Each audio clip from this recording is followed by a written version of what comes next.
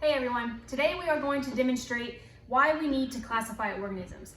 So if you were to go in the grocery store and you were trying to find a specific item, let's say cheddar cheese. If you were trying to find cheddar cheese and you walked into the grocery store and they had everything just everywhere. If you walked in and the produce and the dry foods and all of the milk and the dairy are all in one area, it's going to be really hard to find what you need. That's not what we see when we go to the grocery store. What you see when you go to the grocery store is you walk in, the produce is there, you have your apples separated by color, and then within the color they have different types like Red Delicious and Gala apples and Granny Smith apples, etc. So if you were looking for something specific, you would know exactly where to go, what aisle to go to, and then they have it split by the type. So for cheese example, you go to the dairy aisle, they have the cream cheeses, the cottage cheeses, the cheddar, the Gouda, the feta, the goat cheese, whatever kind of cheese you're looking for, and you know exactly where to find your stuff. Okay, so that's exactly what scientists do. Scientists use a method to categorize or classify organisms based on some characteristics that we're going to learn about in this unit. And so what we're going to do right now is I'm going to show you how simple categorizing or classifying really is by using something that I have here in my kitchen. Since we're all quarantined to our houses, I'm going to use what I have on hand. Okay, so this is what you would find if you walk into my kitchen. These are all of my utensils. And if you were to walk in my kitchen and look in a drawer and this is what you saw, then and you were trying to find a specific item like a spoon to eat some soup with, you would have to dig through all of this mess to try to find what you needed. And that's not what you would see when you go to a kitchen or go in a kitchen. You would actually see your utensils organized into some kind of way. And so we're going to organize these utensils today based off their characteristics. So let's start with something simple. Looking at these, I see that I have small items and I have big items. Let's split these into two categories. Let me split my bigs.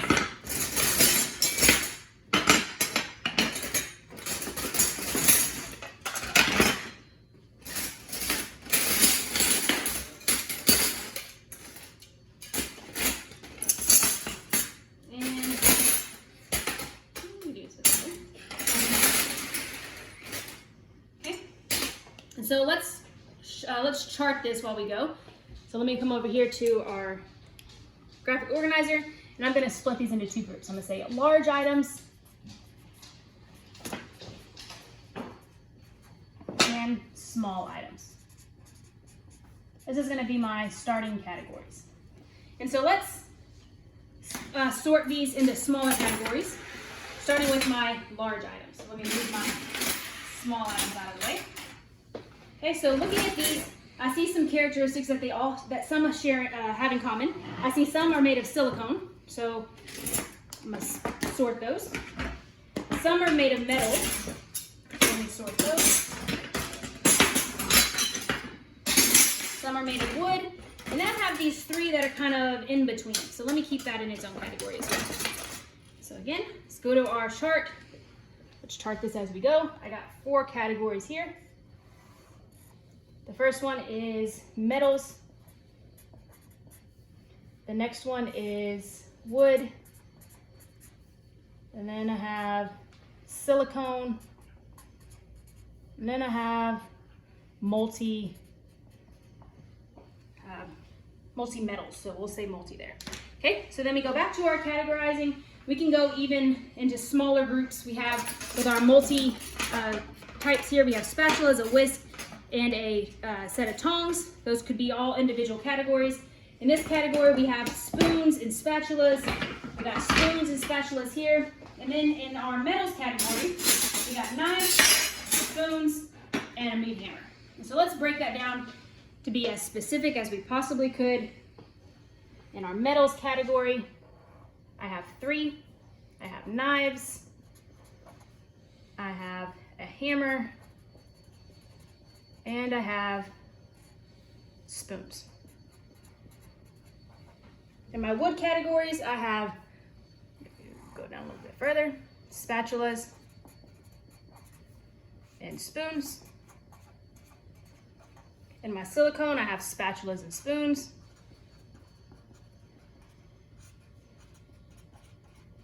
And then in my multi, I have 3 types. I have tongs, whisk, I'm not sure if I spelled that right, and a spatula. And so I could go even further and say within each category I have a spoon with holes and I have a spoon with no holes. I have a spatula with holes and a solid spatula. I have a ladle, a spoon with holes and a solid spoon. I have butter knives and I have sharp knives, but we're not going to go that detailed because I'm going to run out of space. Okay, so let's stop there with our categorizing of our large items.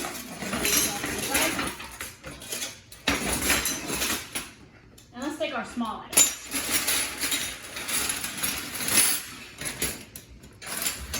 This could be dangerous if you're working with knives at home, so be careful.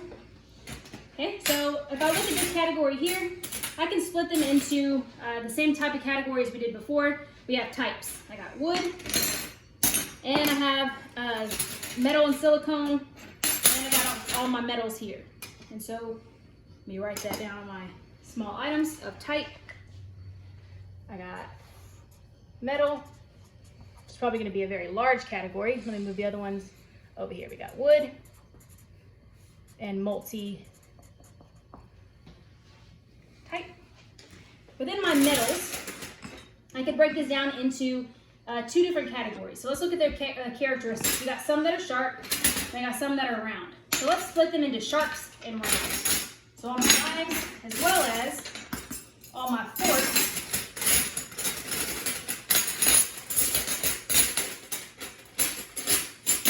would fit into this category, and all my rounds would fit into this category. So let's split that up a little bit more. And with the wood, we got all the way down to a spoon already, and with the multi, we got down to a grater. Now let's do our metals. So we got sharp and dull, since we're doing opposites. Within our dulls, I got different sizes here. I have a large spoon versus a small spoon. Then I even have some serving spoons. So let's do serving spoons in one category. We got our large spoons in a category, our small spoons in a category. Let's write those down. So I got, with my dulls, I got serving spoons, small spoons, I think they're called teaspoons, and then I got my tablespoons or my large spoons. With my sharps, we have knives and we have forks.